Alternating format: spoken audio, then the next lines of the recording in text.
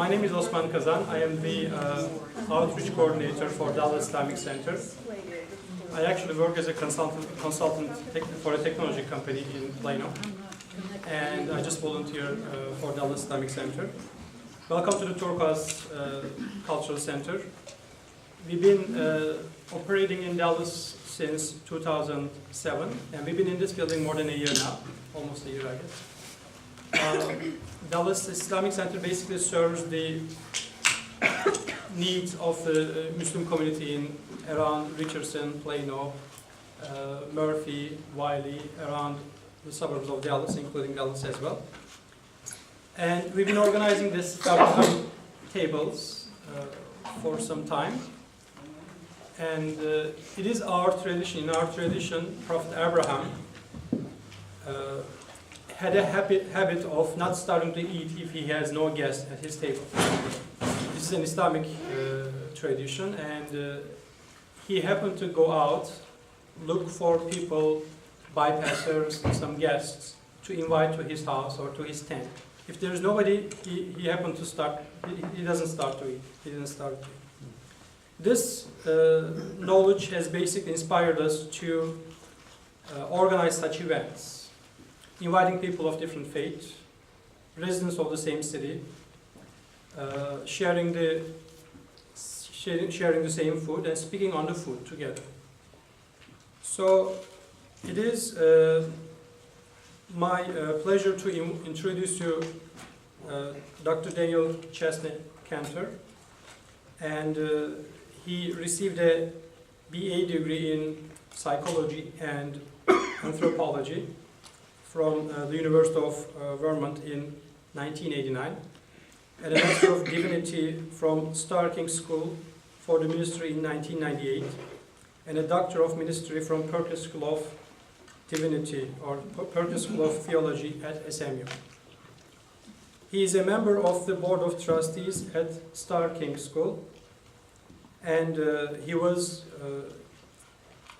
called to serve as minister at the First Unitarian Church of Dallas in 2003, and as senior minister in 2009. He has lived abroad and traveled in China, India, Israel, and Europe. Tonight, Dr. Kanter will be giving us a speech titled Arius, Unitarianism, and Islam. Please join me in welcoming Dr. Kanter.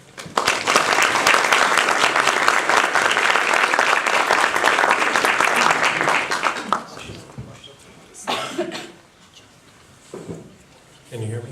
Yes. I've also been to Turkey. Yeah, I didn't put that on that. I was going to ask about that. Yeah, well. I actually broke my leg in... That's why I didn't mention that. I went from Kushadasi to Samos in Greece, broke my leg and came back. It was exciting. Really glad to be here in this important type of gathering. Important for many reasons. Silent my cell phone before my wife calls me or something. Important for many reasons. Primarily for us right now, because we have been in exchange with Imam Yesil. He's coming to our church on Sunday to speak to a group like this in our church about pluralism in Islam.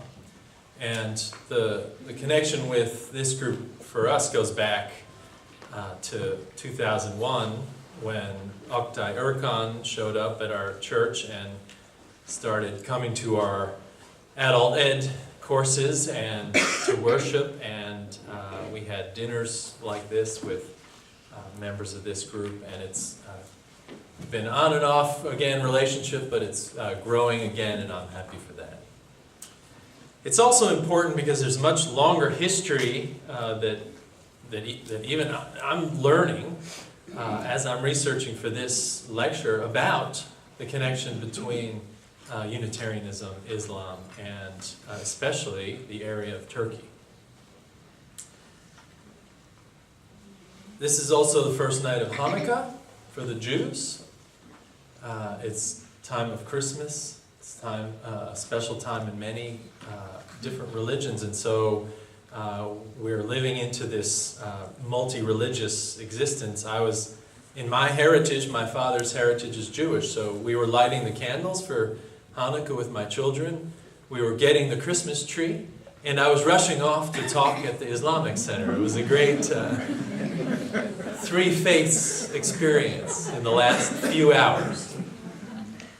In interfaith dialogue, what we hope for is that we find issues of compatibility and likeness. In fact, I think all relationships are like this. We hope to see ourselves or some likeness or affinity in those that we meet. This is true, I think, across many boundaries.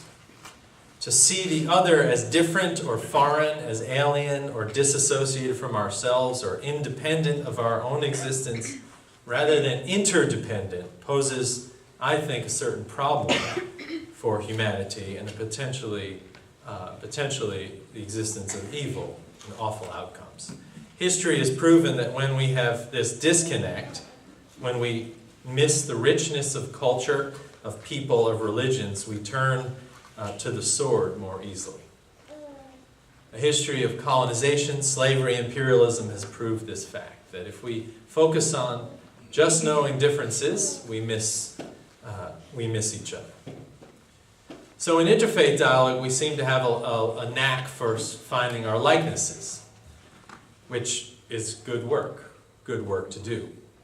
A dinner like this aims at us understanding the likenesses of us, our biological needs, our social needs, and then if we get into conversation or religion, our religious understandings and how they are similar. But I think also it's important to allow out of that foundation an understanding of our differences, and that our differences don't necessarily lead us toward